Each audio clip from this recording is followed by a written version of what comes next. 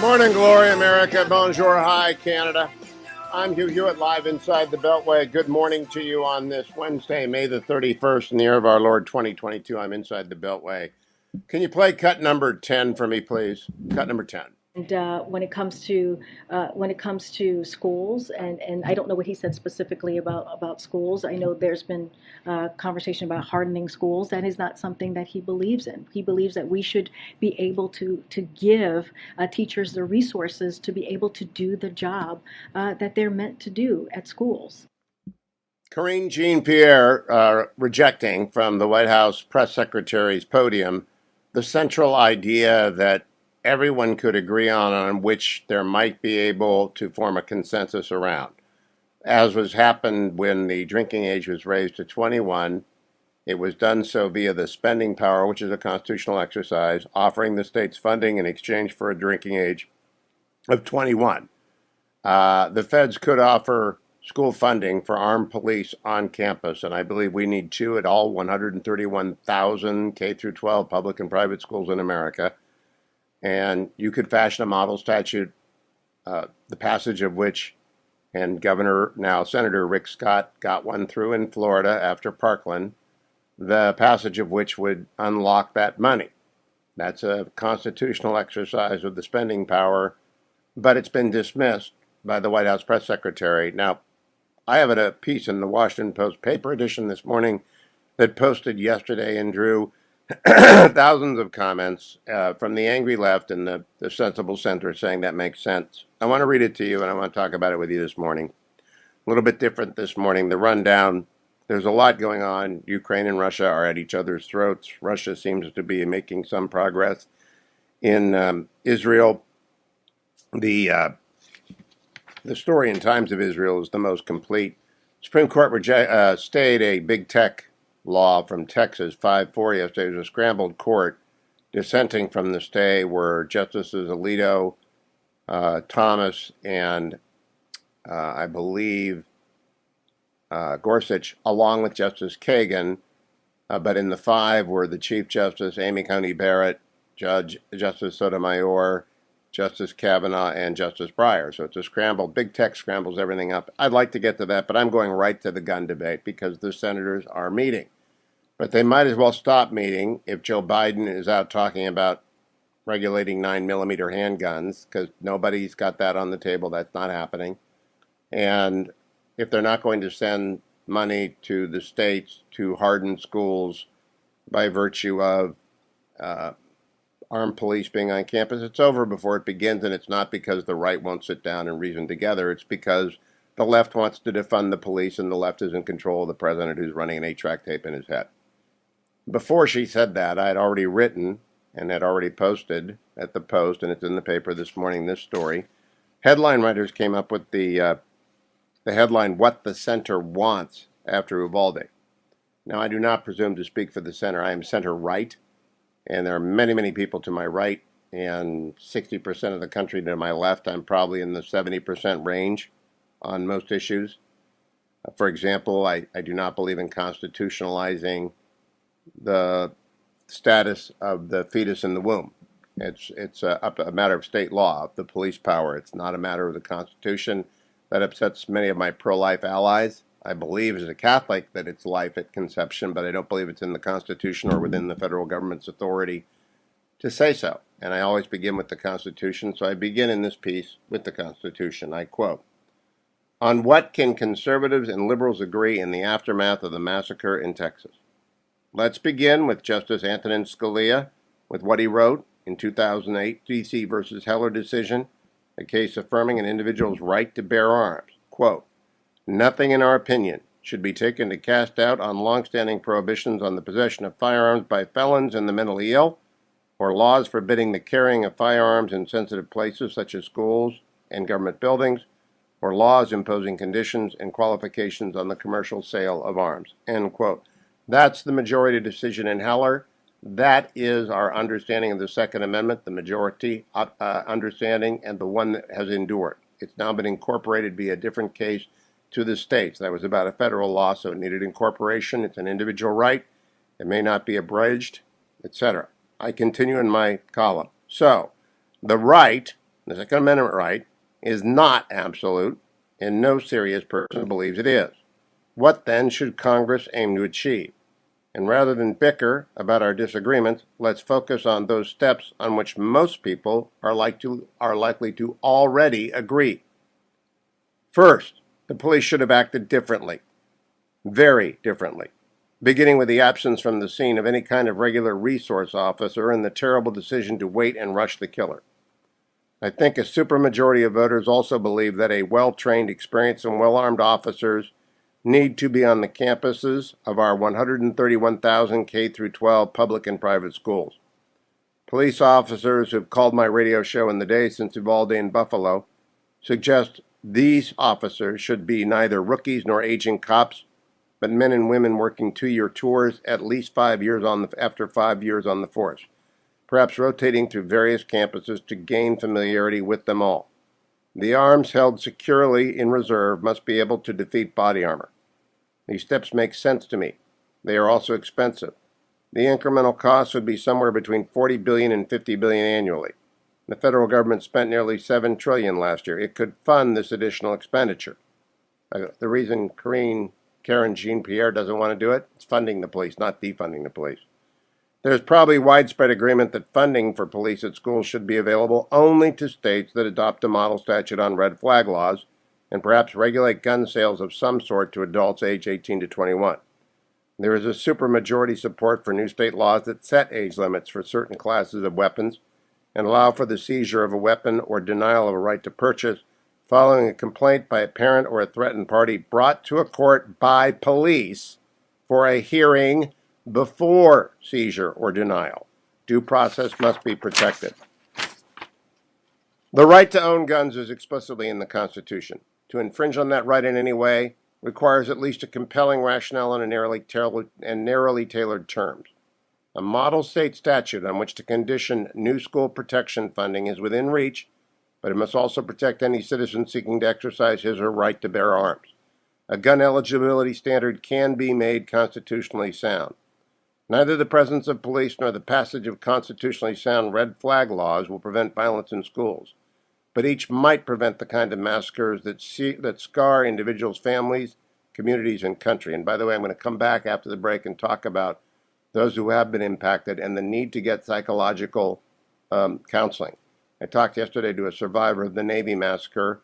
One of the old paralegals in my office was a victim at the Las Vegas shooting. You have to do it for your own good. You will have PTS, and I want to talk about that after the break. I continue from my column. The center on this issue does exist and can hold, but we cannot continue to absorb these kinds of massacres, do nothing, and keep our balance as a nation. The killer in most mass shootings are deeply unbalanced. Heated rhetoric, slanders against gun owners, and accusation of evil against people who believe in the need to protect themselves and their families are an indication of a different sort of disability, the refusal to understand an opposing viewpoint. Ours is a culture in which violence is routine and police are under siege in many places. Until that culture changes and the Constitution with it, voices raised against a citizen's right to own a weapon will go unheard. The minds that are closed to the reality of the Second Amendment are as shuttered as those who refuse to see that mentally unbalanced people ought not to be able to buy weapons any more than felons can. But steps can be taken. Neither gun rights absolutists nor gun confiscation enthusiasts ought to control the conversation anymore. There is a sound center. Let's begin there, and quickly. That's Hugh Hewitt's position. I want you to call me about it, 1-800-520-1234. I'm going to talk more about this, but I want everyone to hear me. If you've been impacted by one of these incidents, you do need to see a qualified psychologist early on. They will help you. I'll be right back on the Hugh Hewitt Show. Welcome back, America. Hugh Hewitt, joined by Salena Zito, who writes for the Washington Examiner, the Pittsburgh Post-Gazette, the New York Post, and everything she writes is at selenazito.com. Salena, tell me what you think and who you've talked to and what your reaction is after Uvalde, after about a week of thinking seriously about it, as you always do. You went out on me. I think you asked me about the shooting last week. Yes, and Buffalo. I prefaced it by saying You give a lot of thought to these incidents. There was one in Pittsburgh a few years ago. You know what happens. What do you think about the aftermath of these two incidents? Well, what is always painful to watch is, obviously, is what the families are going through, right? And you watch people project their own families into these situations. But when it comes to politics, in terms of how Washington deals with it, it's almost like clockwork, and it's very predictable to see sort of how they jam themselves up in this situation, and I think that is what really sort of frustrates people. And I think the other thing that I hear that frustrates people is that we always go after the inanimate object, but which is the gun or the knife or whatever whatever causes these situations. But we just, there's such a stigma about mental health and mental illness, and sort of how a society has contributed to what these young men are going on in their lives is also the thing that befuddles people. Yeah, the more I listen and read, this monster who is killing cats and leaving them in bags on people's lawns and threatening violence and cutting himself, no one said anything. I mean, see something, say something apparently only applies to suspected terrorists. And I don't understand why his sister, upon being asked by him to buy a gun, didn't immediately call mom, dad, grandma, grandpa, and the police and say, he cannot have a gun. He cannot have a gun. I know. So, Salena, here's Karen Jean Pierre yesterday, cut number 10. Cut number 10, Jacob, if you're there. When it comes to schools, and I don't know what he said specifically about schools. I know there's been conversation about hardening schools. That is not something that he believes in. He believes that we Stop. should be Salena, able to give the only thing teachers the everybody resources agrees to in be is able to hardening do the schools, and that job means that it's they're the meant only to do thing at everybody schools. believes in. That is absolutely painful to listen to, and I just wonder, do these people who work in this administration ever have their ear on the ground on what people think or talk about? Because No. that one is on the top of everyone's list. Yeah, And do you know why what you she do. says no? Because defund the Well, police is still their agenda, and police on schools means more money for police budgets. that is a sad commentary about the state of this administration. Well, I And mean, it's just, it's out of ideas, energy, direction, and purpose. yes. It's bereft of anything. Now I know Donald Trump had an excessive energy and was mean to people, but he knew what was going on around him, and people didn't take to the podium and say really, other than the president on occasion, and say really indifferent to the American public statement. There is a consensus about armed officers on, and I think it's an 80% consensus. There might be people who don't like it on the fringes, pacifists, et cetera, but they might think it gets in the way of their agenda. But there is a consensus, Salena, and she Yeah. said no. Why even should the senators meet? Well, yeah, because you just blew up the one common denominator that everybody holds. And you did it from the podium in the White House. So it is just befuddling the tone deafness of this administration, and it's from the top down. Yeah, they will. They did affect. I'll talk to Senator Scott later. I think it is an effective sabotage of the talks, because the way you get anything done is to offer a lot of money to the states in return for a model statute, the contents of which you debate. She just took rid of she just said no money for the states for police. Do we believe her, by the way?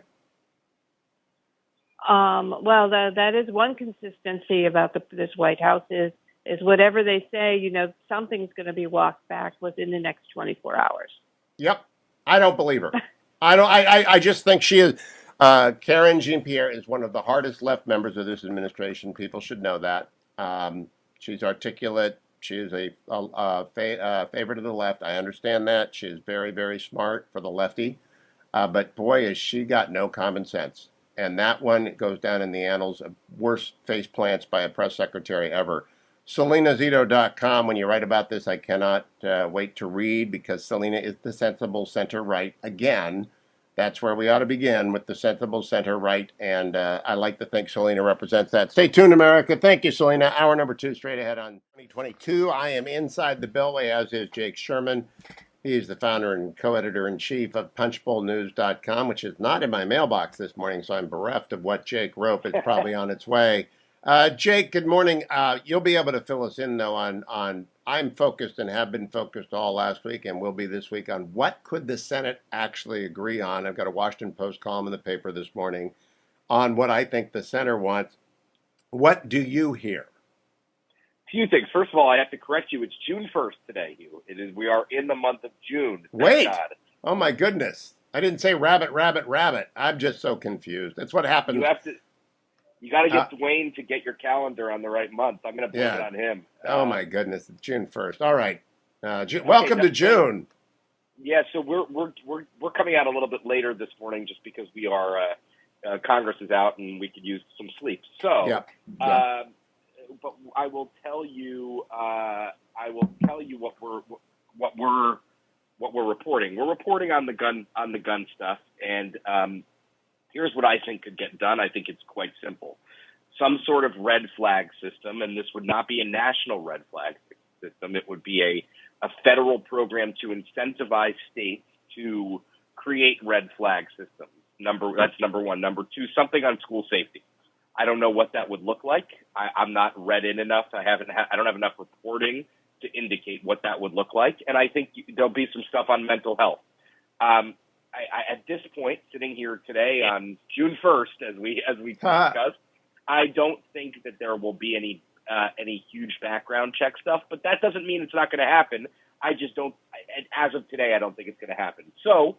That is, and by the way, Chris Murphy is running the show here. So this is all on Mr. Murphy of my home state of Connecticut. Now, this is a nice overlap. In my Washington Post column this morning, if you got the paper on your doorstep or you can go find it online, I suggest that the center of gravity is in exchange for school safety funding, and that means armed police officers on schools to state so that they can redistribute to districts on a per capita basis.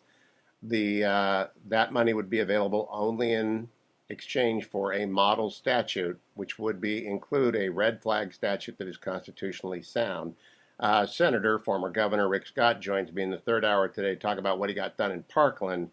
I don't know that they could raise the limit to 21 on semi-automatic weapons, although that might be in a model statute. Certainly a model statute on a red flag law has to have significant due process protections. It should be initiated by the police, not by a family member. It's got to go to a court before a seizure or a denial of the opportunity to purchase because due process is in the Constitution. But there is a center ground. Let me play for you, though, what you and I both agree on the central element of the center ground, which is funding for the states in exchange for a model statute. Here is what Karen Jean-Pierre said yesterday, cut number 10. And when it comes to schools, and I don't know what he said specifically about schools. I know there's been conversation about hardening schools. That is not something that he believes in. He believes that we should be able to. All right, Jake, that blows up the conversation before it begins. No, I'm confused about what she actually said. I did not watch this. Did she say the Biden is against hardening schools? Yes. Yeah, that's not in line. I'll tell you, that is not in line with what most Senate Democrats I have spoken to have said. It's part of the hard left to fund the police, because if you to add 2 armed officers at every one of America's K through 12, 131,000 public and private schools. If I extrapolate from TSA numbers, the budget of TSA to employ 47,000 people. If you extrapolate from those numbers, TSA's budget, 47,000 people, to get to 262,000 officers, you have to come up with $40 to $45 billion annually. To get anything like that, you have to get a model statute. But it all begins with the incentive. It's what MAD did 30 years ago when the drinking age was aged, is you didn't get any gas tax money unless you raised your drinking age to 21. Perfectly constitutional use of the spending power, perfectly fits within Heller. No constitutional originalist would object to it. But when I hear, and I'll play it again for you, this is play the whole thing this time, so I don't want to cut her off, even though what she says after this is irrelevant. Here is the response by Karen Jean-Pierre yesterday. And when it comes to schools, and I don't know what he said specifically about schools. I know there's been conversation about hardening schools. That is not something that he believes in. He believes that we should be able to give teachers the resources to be able to do the job that they're meant to do at schools. That is a hard left response to a problem. Can I push back and play devil's advocate? Try. I mean, if someone can explain that to me, I'm listening. I don't care. I'm not in the business of defending any politician or any political operative. She might be talking there about arming teachers, which that's what it sounds like she's talking about, which Biden would obviously be against. I think a lot of people, even many Republicans, are against arming, educators. But let's actually zoom out for a second, Hugh. There is no proposal, period, the end, that doesn't include school safety. Now, militarizing schools is different, right? I mean, I don't think you're going to have schools look like a jail or a prison.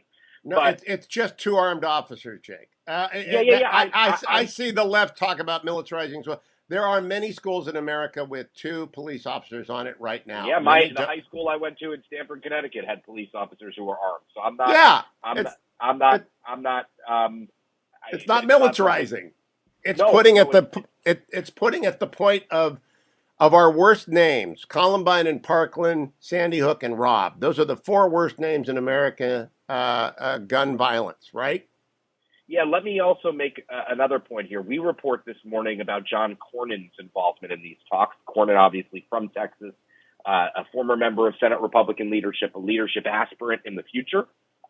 Cornyn is not going to support any proposal that just gets 10 votes. He's going to support only proposals that get 20 votes of Republicans. So we're going to have to see some serious bipartisanship and school safety to get this across the finish line. And by the way, Murphy's no dope. Murphy understands this. I'm very disappointed in him because he's been on the show before. He declined a request this week. I haven't heard back from Angus King and Chris Coons. These are the three Democrats and independent who usually will come on the show.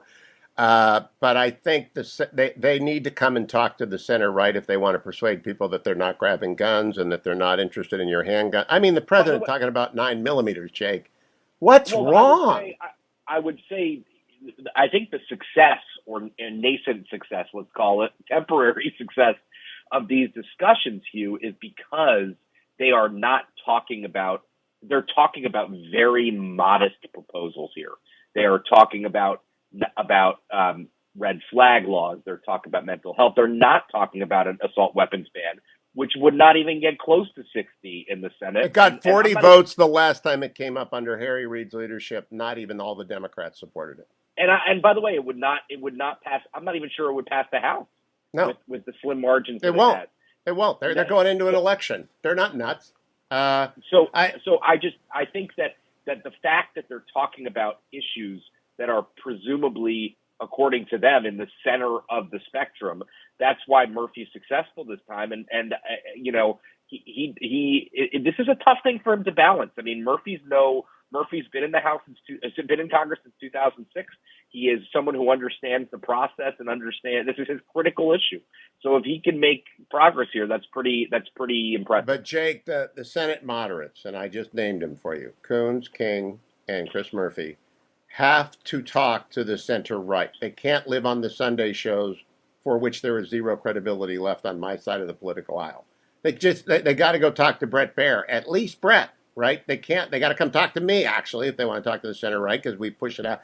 They can't stay in their silos, and they are. And Karen Jean-Pierre, they got to call the White House and tell Ron Klain, don't let her talk about guns, or it'll be dead before it starts.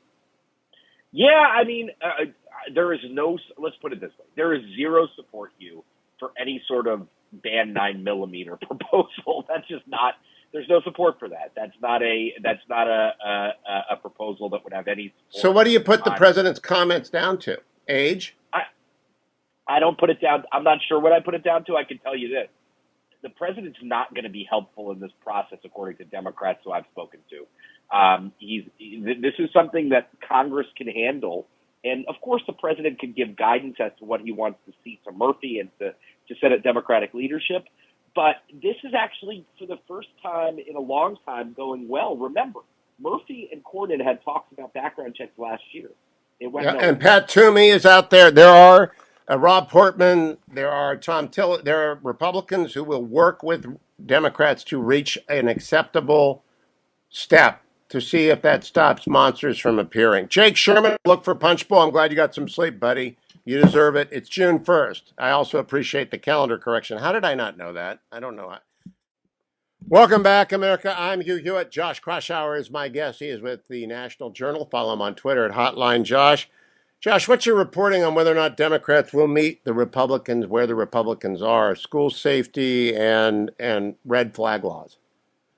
Well, look, I think there are some Democrats in the Senate, and most notably Chris Murphy, very, very liberal on the issue of gun control. You know, he's willing to take a quarter loaf if the votes were there, but I'm not sure if every other Democratic senators would be that cooperative. The House is going in its own direction with a more ambitious gun control package that's more of a messaging vote than a substantive vote. And I just see it being really difficult for Republicans, even though you've got folks like John Cornyn working on these bipartisan negotiations, to get 10 Republicans voting for even a small scale, combination of school safety protection and maybe some background checks. I just see that being really hard to get. Now, I just spent a half hour with Rick Scott, and we'll post the transcript. And he shepherded through the comprehensive package of school safety and gun restrictions in Florida after Parkland, which include, if you're under 20, you can only purchase a weapon if a parent is with you. You can own it, but you can only purchase it with a parent. And he combined it with 1 or 2 police officers on every campus, and Florida schools are much safer than they were. And he explained what has been blocked and not blocked. I think he's the most authoritative voice in the Senate, and he doesn't think that the Democrats can move beyond trying to motivate their base for political reasons. And Josh, I think the American people are going to see through that. In fact, let me play for you what Karen Jean-Pierre said yesterday. Cut number 10, please. And when it comes to schools, and I don't know what he said specifically about schools. I know there's been conversation about hardening schools. That is not something that he believes in. He believes that we should be able to give teachers the resources to be able to do the job. Now, Josh, the supermajority position is putting officers who are trained on campuses, and the president's spokesperson said, "No, we're not going to do that." Yeah, that was something of a tone-deaf statement by the White House press secretary. I would have thought that they would want to at least keep their options open, not to close any doors that are open when it comes to these negotiations. And that seemed to really be self-defeating, and politically and substantively, insofar as these negotiations go. Look, the issue of like school resource officers is actually a really hot one in Democratic politics. They're in some of these blue areas in the country, there's been a push to get rid of police officers. I know that's what's happening here. They don't want to fund the police, and I think America needs to know they do not want to fund the police, so they do not want to provide federal funding to school districts to provide for armed police on school campuses. And by the way, they're on every campus in Florida. Yeah, well, I can tell you from my neck of the woods, not far from me in Alexandria, Virginia, a very Democratic area, there was just recently this very heated school board meeting or city council meeting, I should say, all Democrats. And it was an evenly divided split on whether there should be school resource officers in schools after rising violence, rising episodes on these campuses. So that is a hot issue in Democratic politics. I'm interested to hear your interview with Rick Scott, because I actually do think he should be a leading voice for Republicans on this issue, given that he did take on some of his own base in Florida when he was governor and really come up with what I think ended up being a pretty pragmatic mainstream package to help protect schools and even had some gun control measures as a part Yeah, of it's it. a model statute, and the easiest thing is to provide funding to the states contingent on their adopting a model statute based on the Florida statute. And I mean real money for police, but that's funding the police. And I think what Karen Jean-Pierre was saying yesterday is we don't want to fund the police, and they're behind that is they know that they're not allowed to say defund the police anymore, but they wanted to fund the police. Well, look, they Democrats in the White House want more gun regulations, and that's I think the root of why they're trying. I think it was a tone deaf response, but that's their way of saying we don't want to ignore the gun regulation side of this equation. But the reality is, Hugh, that there are some areas even on gun control, red flag laws, and initiative basically incentivizing red states to adopt red flag laws that have some bipartisan support. And by making those comments, it makes it harder for any kind of bipartisan compromise to be reached. Has anyone talked about the fact that we need more assistant United States Attorney DOJ funding because there are hundreds of thousands of unprosecuted gun offenses in the United States? I haven't heard that as part of the negotiations, but certainly that's something I would imagine would come up. You hear that a lot about border security with the underfunded judicial system dealing with these cases. So I imagine that's a very relevant issue and one that should be discussed at the very least. I honestly think the Democrats are locked into their blue bubble and they do not hear the center of the country. And I look at the president's job approval numbers, Josh, last word to you. They're looking at getting blown out in the fall, and they're not doing anything to stop that. Yeah, well, this is an election that's going to be first and foremost about inflation, the economy, and it's looking really bad for Democrats. And they're, having Janet Yellen, they had all their economic advisors do all the cable news shows, having Janet Yellen saying we messed up, I messed up, and saying that inflation didn't seem to be a risk last year. And it just is another soundbite that makes this White House seem out of touch on the biggest issue right now that faces American voters, the economy. Every day, every single day. Hotline Josh on Twitter. He keeps us posted on everything you ought to read, and he's very, very good at doing so from both sides of the aisle. Thank you, Josh. Thank you, Adam. Thank you, Jacob. Thank you, Dwayne. The audio and transcript of Rick Scott, along with the audio of Senator Cotton from yesterday, will be posted at hughhewitt.com and on the podcast. Be back tomorrow on June 2nd, live from the Beltway. I'm Hugh Hewitt.